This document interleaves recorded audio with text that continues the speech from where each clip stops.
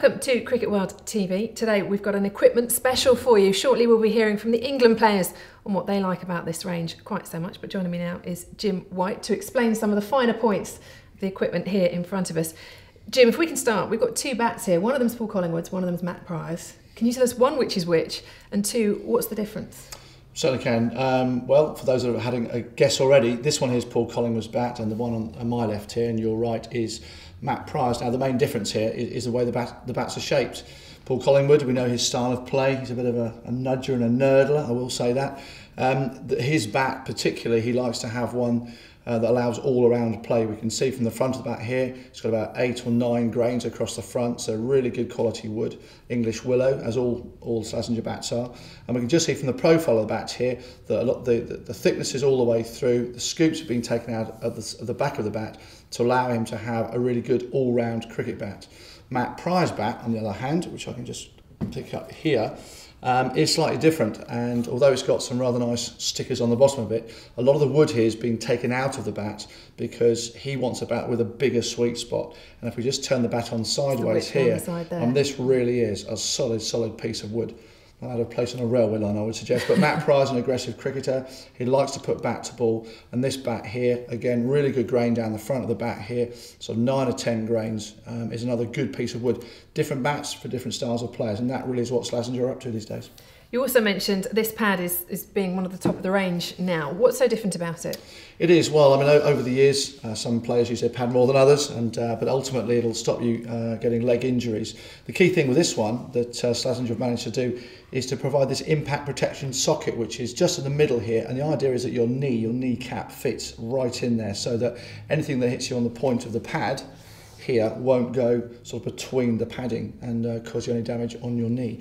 But yeah, good all-round pad from Slazenger again. They've kept it really light, and I'm sure it'll fit really well with their top of the range cricketers. And finally, we move on to these gloves with the special protection. Now, I'm guessing it's for a right-hander. Yeah, absolutely right, Rachel.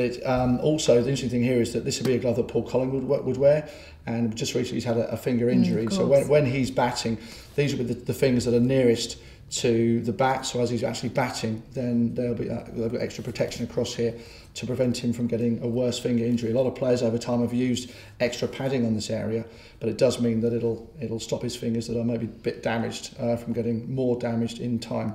Very comfortable, very lightweight glove, leather all the way around, and it's got these breathable areas as well to keep your hands dry in the hot heat of touring abroad. Yes, not for the heat of England, that's for sure. Well, you've been to speak to the players to see what they think of the equipment, so let's find out. We're looking at the Slazenger Elite Series, which generally is the classic shape. You know, always look to see how much wood you can get into a bat. Look at the quality of the willow. You know, the grain, I always like to have 7 or 8 grains there to see. And as big a middle. And I would say again, I'd always find out where the sweet spot was, and is that the biggest part of the bat? Yes. Therefore, I'd like it. You check the weight, you check the pickup. Some people just like the one grip, which I did. Other people put 2 grips on, and then it's down to you to use it. As long as it's a good bit of willow and he guaranteed me runs, I'd use that bat. But with regards to gloves, pads, wicket-keeping equipment, then yeah, I was always in contact with Slazenger. He was making suggestions, or they would show me their prototypes. We'd talk about it. Would it work? Would it work for the pros? Would it work for the normal club player? And then go from there. Oh, fantastic, mate! I love it. I think it's best in the world. Get looked after really well. The kit's unbelievable. I think it's the best, definitely in the dressing room. The bats are fantastic. It's a new looking bat compared to last year, but it's certainly worked for me in the past 6 or 7 months or so. Whatever sport it is, it's about confidence.